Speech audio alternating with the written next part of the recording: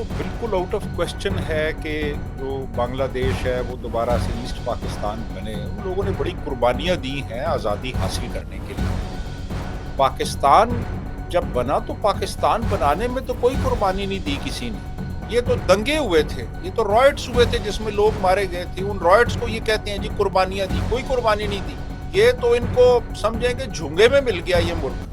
तो जब बंगालियों ने इतनी कुर्बानियां देने के बाद मुल्क आज़ाद करवाया पाकिस्तान से, और इसमें कोई शक नहीं है कि ऑपरेशन था, एक्सट्रीम ऑपरेशन था। बंगालियों को उनके राइट्स नहीं मिले, बंगालियों के साथ बहुत ज्यादती हुई थी। उनकी जो लैंग्वेज है उसको बिल्कुल रिजेक्ट कर दिया गया कि जी वो हमारी जो नेशनल लैंग्वेज है वो उर्दू होगी। जिन्ना साहब ने ये जाके वहां पे कहा और अंग्रेजी में कहा कि Urdu and Urdu alone will be our national language. Just see the irony कि अंग्रेजी में ये कहा जा रहा है। जय हिंद, नमस्कार। मैं अंबर जैदी स्वागत करती हूँ आप सबका एक बार फिर से हमारे आज के खास कार्यक्रम में। और आज के खास कार्यक्रम में हमारे साथ दो खास मेहमान मौजूद हैं, मेजर जनरल अश्विनी सिवाच और वसीम अल्ताफ साहब। आप दोनों का बहुत बहुत स्वागत है। नमस्कार। थैंक यू वेरी मच अंबर। जय हिंद। जय हिंद सर। सर, आज 16 दिसंबर है और 16 दिसंबर 1971 को बांग्लादेश के ढाका में जिस तरह से, जो उस वक्त ढाका नहीं था, ढाका में जिस तरह से इंडियन आर्मी ने बांग्लादेश को आजाद कराया, उस दिन एक नया देश ने जन्म लिया और बांग्लादेश का जन्म हुआ। और उसी दिन पाकिस्तान के 93,000 सोल्जर्स ने भी सरेंडर किया था इंडियन आर्मी के आगे।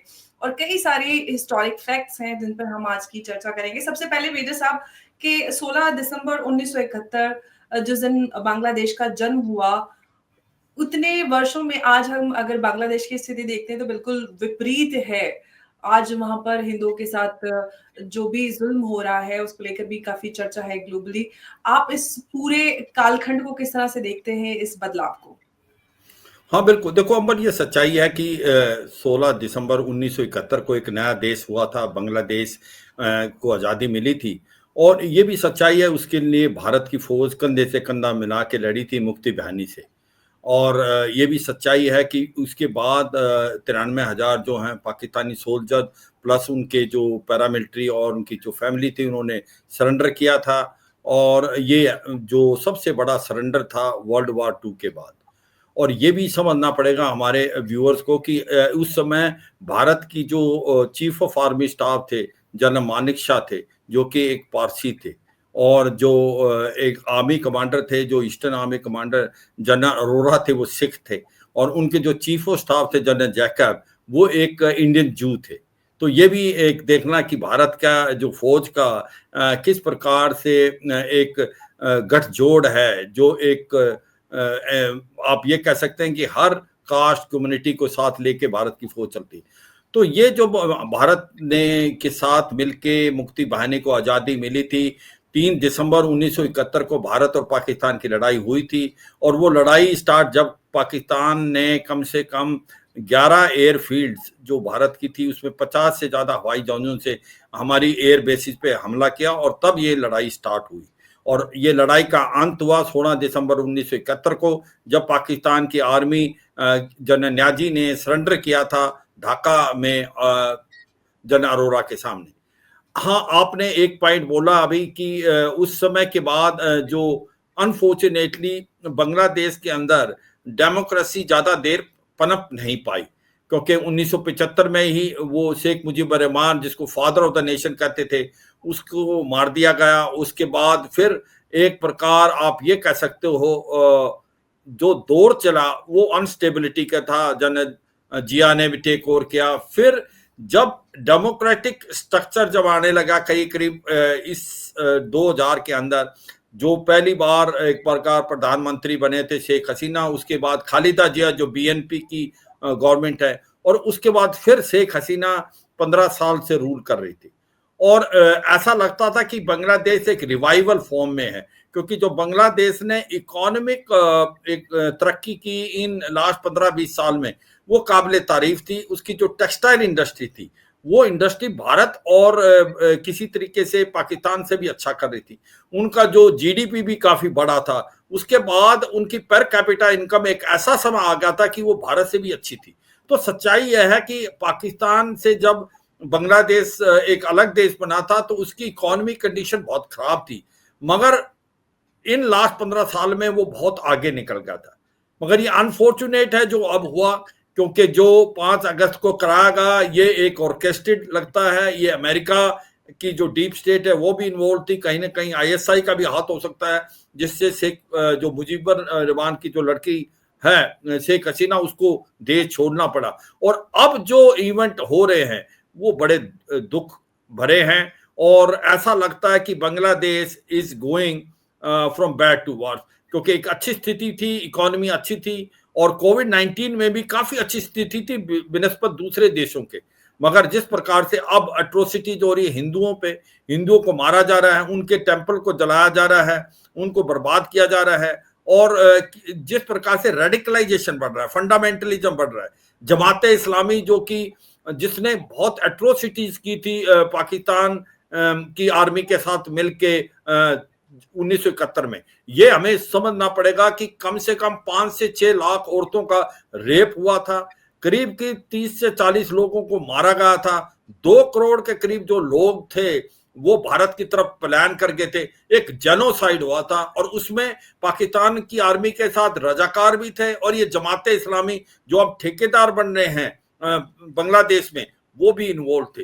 तो मैं यही कहूंगा कि एक बड़ी अनफॉर्चुनेट मूवमेंट है अभी कि वो बांग्लादेश जो कि एक तरक्की के मोड़ पर जा रहा था, इकोनॉमिक रिवाइवल कर रहा था, और अगले 5-7 साल में वो डेवलपिंग कंट्री के कतार पे पहुंच रहा था। मगर अब हो क्या रहा है आज की तारीख में, वहां पर लॉ एंड ऑर्डर बिल्कुल खराब है, रेडिकलाइजेशन बढ़ रहा है, हिंदुओं के और बाकी माइनॉरिटी जिस प्रकार से आपके क्रिश्चियन हैं उनके ऊपर भी बहुत एट्रोसिटीज हो रही हैं। तो मुझे लगता है कि बहुत ही दुख भरी बात है, और ऐसे होता रहा तो फिर बांग्लादेश विल गो पाकिस्तान वे, फिर उसको रिवाइवल होना बड़ा मुश्किल हो जाएगा। अम्बा जी। वसीम साहब, जो सब बातें मेजर जनरल अश्विनी सिवाच साहब ने बताई हैं, और इस पे काफ़ी अरसे से डिस्कशंस भी हो रहे हैं, जो कुछ भी बांग्लादेश के हालात बने हुए हैं, और जिस तरह से बांग्लादेश और पाकिस्तान के रिश्ते भी काफ़ी तेज़ी से उनमें नज़दीकियाँ आ रही हैं। और जमात इस्लामी की बात की, जमात इस्लामी उस वक़्त भी बांग्लादेश से में जो कुछ भी हुआ, और जो भी एक इंडिपेंडेंट नेशन था उससे ज़्यादातर वो उससे उन्होंने दूरी बना के रखी, और वो जो भारत के साथ जिस तरह से रिश्ते रहे थे उसमें भी थोड़ा-सा, क्योंकि एक आइडियोलॉजिकल एक ग्रुप रहा है। और 16 दिसंबर पाकिस्तान में एक ब्लैक डे की तरह सेलिब्रेट किया जाता है। अब जबकि जिस तरह के हालात और रिश्ते बांग्लादेश और पाकिस्तान के बीच में बन रहे हैं, तो क्या ईस्ट पाकिस्तान वापस बनने की राह पर है, या फिर अब इस ब्लैक डे को थोड़ा-सा अलग या मुख्तलिफ अंदाज में मनाया जाएगा? क्या, कैसे इसको आप देखते हैं? देखिए जी, ये तो बिल्कुल आउट ऑफ क्वेश्चन है कि जो बांग्लादेश है वो दोबारा से ईस्ट पाकिस्तान बने। उन लोगों ने बड़ी कुर्बानियां दी हैं आज़ादी हासिल करने के लिए। पाकिस्तान जब बना तो पाकिस्तान बनाने में तो कोई कुर्बानी नहीं दी किसी ने। यानी जिन लोगों को कहा जाता है कि कुर्बानियां दी आपने, पाकिस्तान तो बन चुका था। ये तो दंगे हुए थे, ये तो रॉयट्स हुए थे जिसमें लोग मारे गए थे। उन रॉयट्स को ये कहते हैं जी कुर्बानियां दी। कोई कुर्बानी नहीं दी। ये तो इनको समझें कि झुंगे में मिल गया ये मुल्क, पाकिस्तान जो था। लेकिन बंगाली जो थे, बंगाली जो हैं, उन्होंने तो बड़ी कुर्बानी दी आज़ादी हासिल करने के लिए, लड़े वो। यानी 3 लाख से 30 लाख तक का एस्टीमेट दिया जाता है कि जो बंगाली मारे गए। 30 लाख तो खैर बहुत ज्यादा है, लेकिन बहरहाल एटलीस्ट 3 लाख से 5 लाख बंगाली तो डेफिनेटली मारे गए। और औरतों का रेप हुआ, और उसके बाद फिर मिलिट्री एक्शन में बहुत ज्यादा एट्रोसिटीज कमिट की गई, इसमें कोई शक नहीं है। और ये इंडिया नहीं कह रहा, ना ये बंगाली कह रहे हैं, ये तो हमूदुर रहमान कमीशन रिपोर्ट कह रही है, उसमें लिखा हुआ है। और Hamoodur Rahman commission report India ने तैयार तो नहीं की थी, ना बंगालियों ने तैयार की थी। ये तो हमारे यहाँ पे पाकिस्तान में वो रिपोर्ट जो है, वो जिसको वॉर इंक्वायरी कमीशन है, वो तो यहाँ पे इंस्टीट्यूट हुआ, और यहाँ पे वो सारी रिपोर्ट बनी और उसकी फाइंडिंग सामने आई। तो जब बंगालियों ने इतनी कुर्बानियां देने के बाद मुल्क आजाद करवाया पाकिस्तान से, और इसमें कोई शक नहीं है कि ऑपरेशन था, एक्सट्रीम ऑपरेशन था, बंगालियों को उनके राइट्स नहीं मिले, बंगालियों के साथ बहुत ज्यादती हुई, बंगालियों ने पाकिस्तान बनाने में अपना एक बड़ा इंपॉर्टेंट रोल प्ले किया था। जो मुस्लिम लीग है, it was founded in Dhaka in 1906, और बंगाली जो थे वो बड़ा एक्टिवली उन्होंने हिस्सा लिया पाकिस्तान मूवमेंट में अपने तौर पे। तो उनके साथ बहुत ज्यादतियां हुई, उनकी जो लैंग्वेज है उसको बिल्कुल रिजेक्ट कर दिया गया कि जी वो हमारी जो नेशनल लैंग्वेज है वो उर्दू होगी। जिन्ना साहब ने ये जाके वहां पे कहा और अंग्रेजी में कहा कि Urdu and Urdu alone will be our national language. Just see the irony कि अंग्रेजी में ये कहा जा रहा है। और उसके बाद फिर वहां पे राइट्स हुए, फिर उसके बाद वहां पे हमने उनके जो ख्वाजा नाजमुद्दीन थे उनको डिसमिस कर दिया गया, और फिर बंगालियों को रिप्रेजेंटेशन नहीं दी, फिर वो 1 यूनिट बना दिया, फिर उसके बाद उनका पैसा झूठ से जो आता था उससे इस्लामाबाद बन रहा था। तो उनमें शदीद किस्म की मायूसी थी और डिसइल्यूजनमेंट थी कि यार हमने मुल्क बनाया तो हमें मिला क्या। और फिर उसके बाद आप ये देखिए कि जब 70 के इलेक्शंस हुए तो Sheikh Mujibur Rahman won the elections.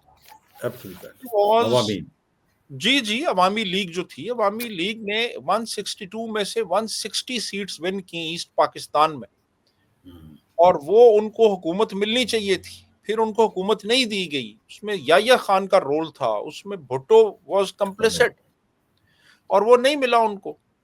तो वो फिर उन्होंने जाहिर है फिर वहां पे हमने मिलिट्री एक्शन शुरू कर दिया। 25 मार्च को मिलिट्री एक्शन शुरू हुआ, और उसके नतीजे में कोई 1 करोड़ बंगाली जो था वो ईस्ट पाकिस्तान से माइग्रेट करके तो वो वेस्ट बंगाल में चला गया, और इंडियन इकोनॉमी पे एक बहुत बड़ा वो बर्डन था, और वो वेस्ट बंगाल को डिस्टेबलाइज कर रहे थे।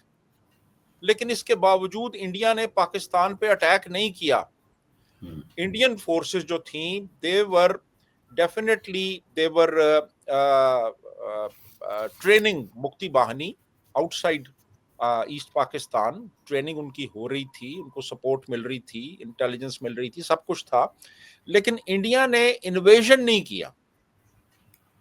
इंडिया ने इन्वेजन उस वक्त किया जब 3 दिसंबर 1971 को 5:40 पे शाम को पाकिस्तान के 50 एयरक्राफ्ट ने 11 इंडियन एयरफील्ड्स जो कि नॉर्दर्न इंडिया में थी वहां पे अटैक किया। They went as far as Agra. और उसके बाद फिर मिसेस इंदिरा गांधी जो थी उन्होंने जंग का ऐलान किया, वॉर डिक्लेरेशन हुई, और फिर उसके बाद जो इंडियन ट्रुप्स थे they entered into east Pakistan. तो अच्छा ये सारा हुआ, और फिर सब कुछ जो हुआ 16 दिसंबर को फिर फॉल ऑफ ढाका हुआ। तो जो उन्होंने कुर्बानियां दी, और फिर वो बहरहाल उन्होंने प्रोग्रेस किया है, और वो बहुत आगे आ गए हैं बंगाली बहुत आगे आ चुके हैं। और बंगाली हमसे वेस्ट पाकिस्तानीज के मुकाबले में मैं समझता हूं कि जनरली ज्यादा एनलाइटेंड हैं, उनका कल्चर बहुत रिच है, और जो सेक्रीफाइसेस दी उन्होंने उसके नतीजे में अब वो एक इंडिपेंडेंट नेशन के तौर पे वो आगे बढ़ना चाहेंगे। वो कभी भी पाकिस्तान के तो अपने हालात यहाँ पे इतने खराब हुए हैं, पाकिस्तान से तो लोग भाग के जा रहे हैं। यूनान के पास अभी एक किश्ती डूबी है, वो जा रहे थे बेचारे, वो काफी सारे डूब गए, तो वो इधर क्यों आएंगे, वो है जी। तो बात ये है कि वो अब ठीक है, वहां पे इस वक्त इश्यूज हैं, वहां पे बहुत मसाइल हैं मशरकी पाकिस्तान में इस वक्त, लेकिन वो उसको हल कर लेंगे, और वो बंगाली अवाम जो है एनलाइटेंड अवाम है उसको हल कर लेंगे, और वो अपने रास्ते पे चलेंगे, और वो बांग्लादेश ही रहेगा, वो मशरकी पाकिस्तान नहीं बनेगा। जी बांग्लादेश ऑन पेपर तो लग रहा है ही रहेगा, लेकिन वो आइडियोलॉजिकली तो ईस्ट पाकिस्तान वापस बन चुका है, ये बात तो कही जा सकती है। सर मैं आपसे ये जानना चाहूंगी, अशमी सर, आपने 1971 की बात की और जिस दिन बांग्लादेश का जन्म हुआ 16 दिसंबर, उसको लेकर से कई सारे सवाल आज भी कहे जाते हैं, जो इंडिया के लिए, जो बांग्लादेश की एक स्ट्रेटेजिक इम्पोर्टेंस थी, उसको लेकर उस हवाले से वो ये कहा जाता है कि जब इतना इम्पोर्टेंट हमारे लिए वो रीजन था, तो उसको ऐसे ही क्यों छोड़ा गया? क्या वो उस वक़्त वो पॉलिटिकल विज़न नहीं था जो आज हो रहा है, जिस तरह के हालात हुए हैं, इस सब को सोचते हुए उसको अपने अंदर मिलाया जाता, क्यों ऐसा नहीं हुआ? देखो अंबर, सच्चाई क्या है कि अगर आपने किसी देश को मदद की है और आपका एजेंडा क्या था कि हमने बांग्लादेश को एक फ्री नेशन बनाना है, और जब 16 दिसंबर 1971 को वो फ्री नेशन बन गया, तो फिर भारत अगर वहाँ ज़्यादा देर भी रहता तो एक क्या मैसेज आता वर्ल्ड में कि आप तो एक ऑक्यूपायर हैं, आपका अपना मकसद था।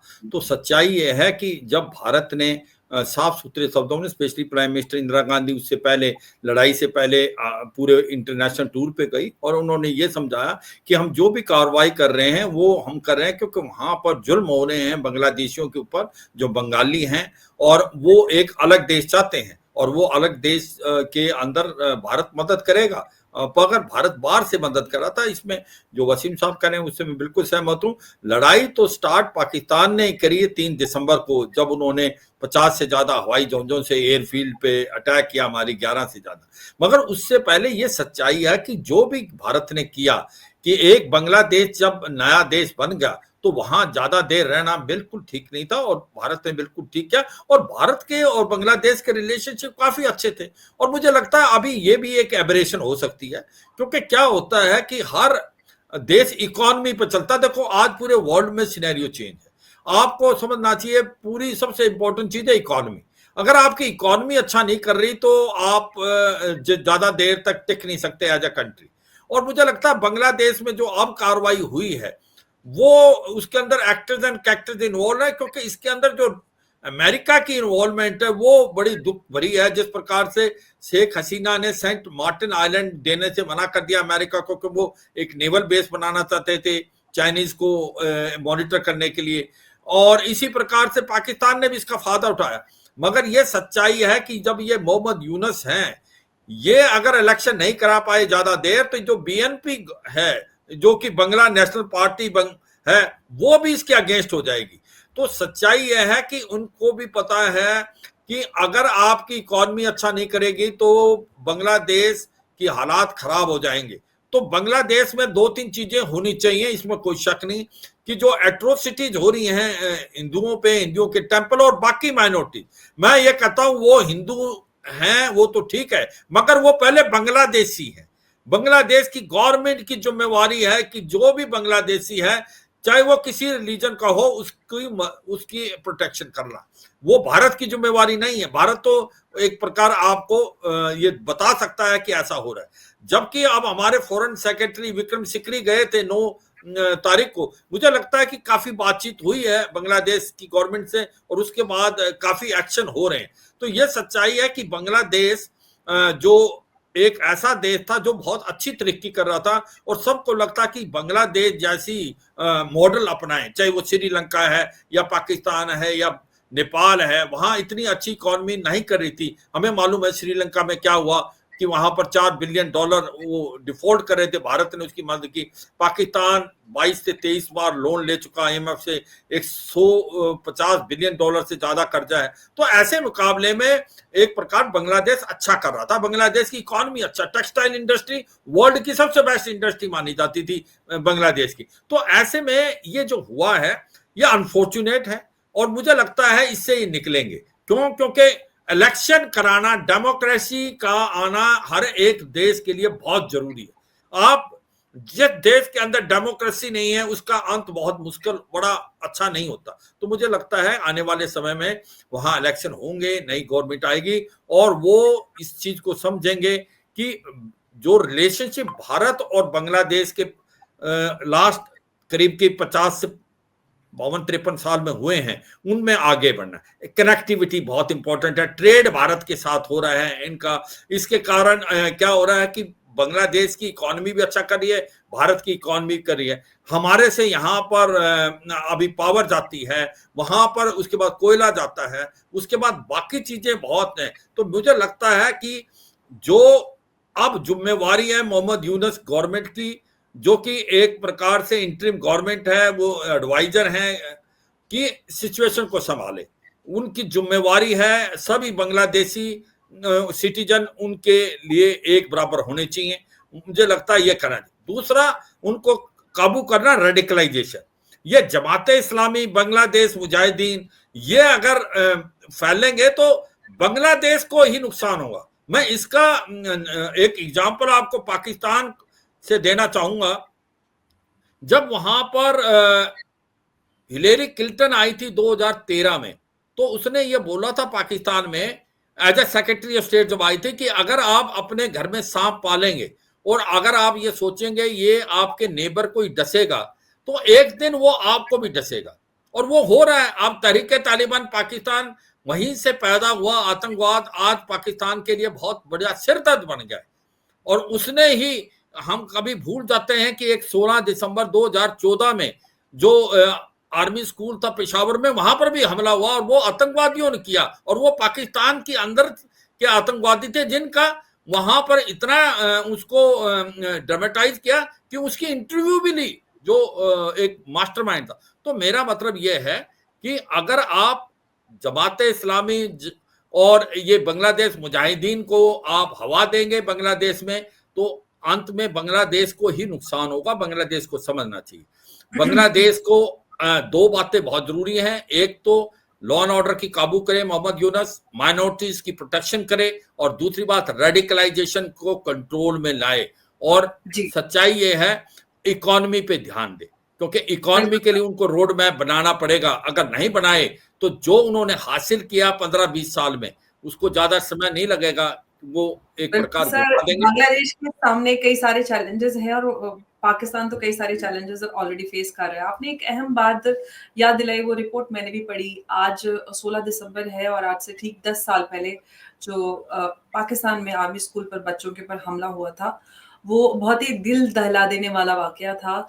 और उससे हम एक बार फिर से जो टेररिज्म है, वसीम साहब, मैं उस पर बात करना चाहूंगी। रिपोर्ट्स तो ये भी हैं कि पाकिस्तान ने काफी हद तक टेररिज्म पे कंट्रोल किया है, काबू पाया है। आपको क्या लगता है, जिस तरह से हम कई सारे टेररिस्ट आउटफिट या फिर हम जो एक्सट्रीमिस्ट ग्रुप्स हैं उनको देखें, आपको लगता है वाकई में पाकिस्तान उस तरह की जो भी ऑर्गेनाइजेशन और तंजीमें हैं उनको कंट्रोल करने में वाकई में वो कामयाब हुआ है? देखिए जी, कोई बहुत खातिर ख्वाह या सिग्निफिकेंट कामयाबी हासिल नहीं हुई। ये जो दहशतगर्दी है अभी भी जारी है, और इसकी वजह ये है कि प्राइमरीली जो हमारी आर्म्ड फोर्सेस है ना, they are trained to fight Indian army in the plains of Punjab and Sindh. ठीक है जी, ये जो है ना, ये एसिमेट्रिक वॉरफेयर है। यहाँ पे जो एनिमी है वो it is not visible. Enemy is nowhere and enemy is everywhere. And these people have very strong connections in the local population. वो अफगानिस्तान में भी और यहाँ पाकिस्तान के ट्राइबल एरियाज में भी इनकी सपोर्ट बेस भी है। ये इनको आप पहचान भी नहीं सकते, कोई यूनिफॉर्म भी नहीं है इनकी कभी। और ये एम्बुश करते हैं जनरली। जब आप एम्बुश करते हैं तो इनिशिएटिव आपके पास होता है। आप पहाड़ के रिज से आपने कुछ रॉकेट प्रोपेल्ड ग्रेनेड्स आपने फायर किए, आप गुम हो गए, गायब हो गए। आपने कोई आईईडीज इस्तेमाल की, कोई मिलिट्री कॉन्वॉय जा रहा है, आपने सुसाइड बॉम्बिंग की। अब इस किस्म की, जब इस किस्म के एडवर्सरी को फेस करना पड़े तो फिर बड़ा मुश्किल होता है। कन्वेंशनल आर्मी जो है वो कन्वेंशनल आर्मी के साथ लड़ सकती है, लेकिन जब इस किस्म के आप टैक्टिक्स यूज करेंगे तो फिर बड़ा मुश्किल हो जाता है। तो एक तो ये बहुत बड़ी डिसएडवांटेज है। फिर सेंचुरीज हैं अफगानिस्तान के अंदर उनकी, वो वहां से आते हैं, यहाँ पे आके अटैक्स करते हैं और फिर वापस चले जाते हैं। फिर ये है कि आप को आइडियोलॉजिकली भी आपके पास कोई बेसिस होनी चाहिए, आपके पास कोई एक थ्योरेटिकल कॉन्स्ट्रक्ट होना चाहिए कि यार किस लिए आप जंग कर रहे हैं इनसे, क्या है वो क्या कहते हैं और आप क्या कहते हैं। वो कहते हैं जी हम शरई निज़ाम जो है वो नाफिज करना चाहते हैं, हम इस्लामी निज़ाम नाफिज करना चाहते हैं। अब उनका जो इस्लामी निज़ाम है उसको कैसे आप काउंटर करेंगे। देखें ना, एक ऐसा बंदा जो कि किसी और मजहब से है, किसी और रिलीजन को फॉलो करता है, उसके लिए तो आपकी जो आइडियोलॉजिकल स्टेट है उसमें जिहाद और जिहाद फी सबिलिल्लाह और इस किस्म के आपको कॉन्स्ट्रक्ट्स मिल जाएंगे। लेकिन जो बंदा मुसलमान है और नारे तकबीर ना अल्लाह अकबर कह रहा है और वो कह रहा है जी मैं जिहाद कर रहा हूँ और अल्लाह के नाम पे कर रहा हूँ, तो उसके लिए फिर आपके पास मॉरल ग्राउंड्स क्या हैं लड़ने के लिए।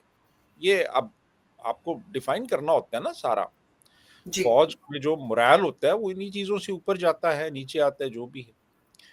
तो ये इश्यूज हैं इस किस्म के। फिर आपने कहीं पे लेट्स से उनको न्यूट्रलाइज कर दिया, फिर वहां पे सिविल एडमिनिस्ट्रेशन का रोल होता है, वहां पे आपने लोगों को एजुकेट करना है, आपने वो सिविक अम्यूनिटीज प्रोवाइड करनी है, आपने उनको एक लोगों को अल्टरनेटिव देना है कि स्टेट के अंदर अगर रहेंगे आप तो आपको ज्यादा आपको फायदा है। तो बहुत से इश्यूज हैं और फिर ट्राइबल राइवलरीज हैं, फिर और बहुत से मसाइल हैं। फिर हमारे पास कोई सच कोई ऐसा कह लें कि कोई ऐसी डॉक्ट्रिन नहीं है जिस पे सब मुत्तफिक हों और वो जाके इनसे लड़ें। यानी काफ़ी सारे इश्यूज हैं ना, यानी जी। लॉजिकल इश्यूज हैं। फिर उसके बाद हम ट्रेंड नहीं है इस तरह से इन लोगों से लड़ने के लिए। और यही वजह है कि बहुत से ऑपरेशंस हुए, यानी बेशुमार, आप देखिए पूरी लिस्ट बनती है एक। एब्सोल्युटली। लेकिन इसके बावजूद भी आज भी वो लोग कार्रवाइयाँ कर रहे हैं और उसके बाद वो फिर गायब हो जाते हैं, फिर आते हैं, फिर चले जाते हैं। तो इसमें तो काफ़ी हमारा जो है ना बलूचिस्तान में भी और आपके हमारा जो केपी है जिसको एनडब्ल्यूएफपी कहा करते थे, जी। उसमें बहुत बड़े इश्यूज मौजूद हैं अभी भी। और फिर ये है कि आप सिर्फ और सिर्फ ताकत के जोर पे, application of violence, application of force से आप बहुत से मसाइल को हल नहीं कर सकते। जी अमर। जी, बिल्कुल आपने ठीक कहा और एक एक सबसे बड़ी वजह इसके पीछे ये भी है कि एक आइडियोलॉजिकल स्टेट में नेशनलिज़्म की कमी पाकिस्तान में नज़र आती है। अगर शायद वो नेशनलिज़्म होती लोगों में, तो इस तरह से स्टेटहुड या फिर एक अपनी जो रीजनल आइडेंटिटीज़ हैं, उसके बेसिस पे लड़ाइयाँ, इस तरह के फ़सादात नहीं होते और हम जो इस तरह के हमले देखते हैं, जिसमें मासूम बच्चे शिकार होते हैं और आए दिन इस तरह के हमले अक्सर होते रहते हैं। तो बहुत ही अफ़सोस की बात है। सर मैं आपसे ये जानना चाहूँगी अश्मी साहब कि जिस तरह से हालात बने हुए हैं बांग्लादेश और भारत के बीच में और जिस तरह से अभी बांग्लादेश में माइनॉरिटीज़ के खिलाफ जो कुछ भी ज़ुल्म हो रहा है, उसको देखते हुए लोग ये भी सवाल कर रहे हैं कि क्या एक और 16 दिसंबर की दरकार है? क्या भारत आर्मी को बांग्लादेश में जाना चाहिए और जो माइनॉरिटीज़ हैं, उनका प्रोटेक्शन या उनको सुरक्षा देनी चाहिए? हाँ, देखो अंबर, बिल्कुल नहीं जाना चाहिए। ये एक इंटरनल मामला है बांग्लादेश का, और हमने बांग्लादेश को अगवा किया है कि ये जो भी माइनॉरिटीज हैं ये पहले बांग्लादेशी हैं और इनकी प्रोटेक्शन करना बांग्लादेशी गवर्नमेंट की एक प्रकार से ड्यूटी भी है और मॉरल ग्राउंड पे भी उनको करना है। और मुझे लगता है कि ये बात उनको समझ आ रही है। और मोहम्मद यूनस जिस प्रकार से कुछ एक यू टर्न लिया है अभी कुछ एक दिनों में, और स्पेशली जब से भारत के वहां पर फॉरेन सेक्रेटरी गए थे विक्रम मिस्री, और ऐसा लग रहा है कि इसमें फर्क आएगा। ये सच्चाई है। ये हिंदूज और माइनॉरिटीज के साथ जो हुआ ये अनफॉर्चुनेट था और ये बड़े जोरों से हुआ। ये इसको अंडरमाइन नहीं कर सकते। और ये भारत ने की गवर्नमेंट ने बांग्लादेश की गवर्नमेंट को बताया है, अगर आप ऐसी सिचुएशन को करने देंगे तो फिर क्या होगा, एनार्की आ जाएगी पूरे देश में। और फिर कभी भी जिस खून लग जाता है आतंकवाद का, फिर वो आतंकवाद रुकता नहीं है। और ये भी सच्चाई है, बांग्लादेश को बार बार बताया है कि जब भारत बांग्लादेश के अंदर मुसलमानों की पॉपुलेशन जब ईस्ट पाकिस्तान था 1947 में तो करीब करीब 23% थी, और 1971 तक वो 14% थी, और आज घट के वो 7% रहेगी। तो क्या तो बांग्लादेशी जो थे हिंदू, या तो मारे गए, या वहां से भाग गए, या वो कन्वर्ट कर दिए गए। तो ये बांग्लादेश की गवर्नमेंट को देखना पड़ेगा, और मुझे लगता है वो इस बात को समझेंगे। और as a good neighbour, Bharat एक as a good neighbour advise कर सकता है, बता सकता है। और मुझे लगता है कि बांग्लादेश की गवर्नमेंट इसको समझेगी। अगर बांग्लादेश की गवर्नमेंट रेडिकलाइजेशन की तरफ जाएगी तो फिर बांग्लादेश को नुकसान है। जमात इस्लामी, बांग्लादेश मुजाहिदीन, उनको समझना चाहिए पाकिस्तान ने भी तो ऐसा किया था, गुड और बैड टेररिस्ट के बीच में फर्क किया। आतंकवादी जो लश्कर तोबा जैसे मोहम्मद जिसको भारत में भेजते हैं, उसको वो गुड टेररिस्ट बोलते रहे। तहरीक तालिबान पाकिस्तान जो है, जो उनको एक प्रकार से हमले कर रहा है, उसको बैड टेररिस्ट बोलते रहे। तो ये बात बांग्लादेश को समझ आनी चाहिए, आतंकवादी आतंकवादी है, उसको आप बिल्कुल पनाह ना दें, क्योंकि आज आने वाले समय में आपके देश को खोखला कर देगा। और मुझे लगता है ये समझ आनी चाहिए, जल्दी से जल्दी बांग्लादेश के अंदर सिचुएशन को कंट्रोल में लाना चाहिए मोहम्मद यूनुस की गवर्नमेंट को, और उसके बाद उनको इलेक्शन करानी चाहिए, क्योंकि एक डेमोक्रेटिक गवर्नमेंट जो इलेक्टेड है उसका आना बांग्लादेश में बहुत जरूरी है। और भारत चाहेगा बांग्लादेश के साथ जैसे रिलेशन पहले थे वैसे रहें। ये भारत के लिए भी अच्छा है और बांग्लादेश के लिए अच्छा है, और ये रीजनल स्टेबिलिटी के लिए भी बहुत अच्छा है। अम्बर जी, बिल्कुल। सर ने रीजनल स्टेबिलिटी की बात की, वसीम साहब। भी बीते दिनों पीएम शहबाज शरीफ ने 1 ट्रिलियन इकोनॉमी को लेकर प्लान पे चर्चा हुई, जिसमें खबरों में भी काफ़ी वो बना हुआ था। जब इकोनॉमिक रिवाइवल या उसको स्ट्रेंथन करने की बात हो रही है, क्या उसमें ऐसा भी कुछ प्लान है कि जो नेबरहुड है उससे रिश्ते बेहतर किए जाएँ, ख़ास तौर से भारत से? क्योंकि भारत से अगर रिश्ते बेहतर होंगे तो ही शायद पाकिस्तान की इकोनॉमी को एक बड़ा सपोर्ट मिल सकता है। ऐसा कुछ है उस एजेंडा में? देखिए जी, हम तो तरस रहे हैं कि इंडिया के साथ तल्लुकात बेहतर हों। हम तो इस वक्त पूरी कोशिश है हमारी जो रियासत है वो तो चाहती है कि इंडिया के साथ तल्लुकात हो। अब इंडिया नाराज हुआ है हमसे, इंडिया रूठा हुआ है, इंडिया जो है वो तैयार नहीं है, मुझे तो ये लग रहा है। और बात ये है कि इस सिलसिले में मेरा ख्याल ये है कि इस वक्त हमारी रियासत चाहती है तल्लुकात बेहतर हों, लेकिन उनको कुछ इनिशिएटिव भी लेने चाहिए, मेरा ख्याल है। उनको एब्सोल्युटली। फौरी तौर पे जो है फुल डिप्लोमेटिक रिलेशंस रिस्टोर करने चाहिए। अजय बसारिया जो है उनको वापस बुलाया जाए, वो आए यहाँ पे, वो एज हाई कमिश्नर चार्ज लें। इंडिया को जो है वो मोस्ट फेवर्ड नेशन का स्टेटस दिया जाए, ठीक है जी। यहाँ पे जो इंडियन फिल्म्स हैं जो बैन हुई हुई हैं, पहले हमारे सिनेमाज पे लगती थी, उनको दोबारा से वो बैन हटाया जाए। कुछ जेस्चर्स दिए जाए ना यहाँ पे। अब महज चाहने से तो नहीं होगा ना कि आपके तल्लुकात बेहतर हो जाएंगे। मेरा ख्याल है हमारी जो स्टेट मशीनरी है उसको इस बारे में सोचना चाहिए, और कुछ यूनिलैटरल जो है एक्शंस लेने चाहिए। और उसके बाद फिर मेरा ख्याल है कि आपको एक्सपेक्ट भी करना चाहिए कि जी हमारे इंडिया के साथ इंडिया जो है वो कोई इनिशिएटिव ले, कोई हालात की बेहतरी की तरफ बात जाए। तो ख्वाहिश तो है जी। अब बात ये है कि इस वक्त प्रेजेंटली जो यहाँ पे हमारे यहाँ गवर्नमेंट है वो बड़ी कमज़ोर गवर्नमेंट है। वो हर मामले में एस्टैब्लिशमेंट की तरफ देखती है कि एस्टैब्लिशमेंट का क्या मूड है। जो शहबाज शरीफ वज़ीर आज़म है वो लोग कहते हैं जी कि अगर उन्होंने वॉशरूम में जाना हो तो वो देखते हैं उस तरफ कि जी हमें इजाज़त मिल जाए तो फिर मैं जाऊं। तो अब इन हालात में महज चाहने से और ख्वाहिश रखने से मसाइल हल नहीं होंगे। आपको अपने तौर पे एक कंसेंसस डेवलप करना है कि इंडिया के साथ हमने बेहतर रिलेशंस बनाने हैं, और फिर आपकी कुछ कॉन्क्रीट स्टेप्स में वो रिफ्लेक्ट भी होना चाहिए कि आप अमली तौर पे कुछ करें ना आप, ठीक है ना। आप ट्रेड के ऊपर जो बैन लगाया हुआ है आपने उसको लिफ्ट करें। आपने जो इंडियन फिल्म्स पे बैन लगाया उसको लिफ्ट करें। आप मोस्ट फेवर्ड नेशन का स्टेटस दें ना इंडिया को। आप फुल डिप्लोमेटिक रिलेशंस बहाल करें ना। आप यूनिलैटरली आपको ये काम करने चाहिए, आप करें। और फिर क्योंकि इंडिया के साथ रिलेशंस बेहतर बनाने में आपका फायदा है, इंडिया को कोई खास नुकसान नहीं हो रहा उससे, आपको हो रहा है।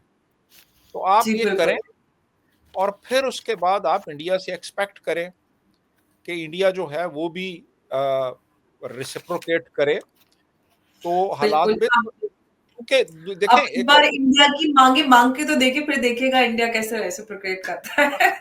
नहीं, देखिए फिर ये है कि इस वक्त जनरल साहब समझते हैं कि जी, पाकिस्तान जो है ना, वो पाकिस्तान की बहुत ज्यादा डेप्थ नहीं है, और पाकिस्तान जो है वो दो फ्रंट्स के ऊपर जंग नहीं कर सकता।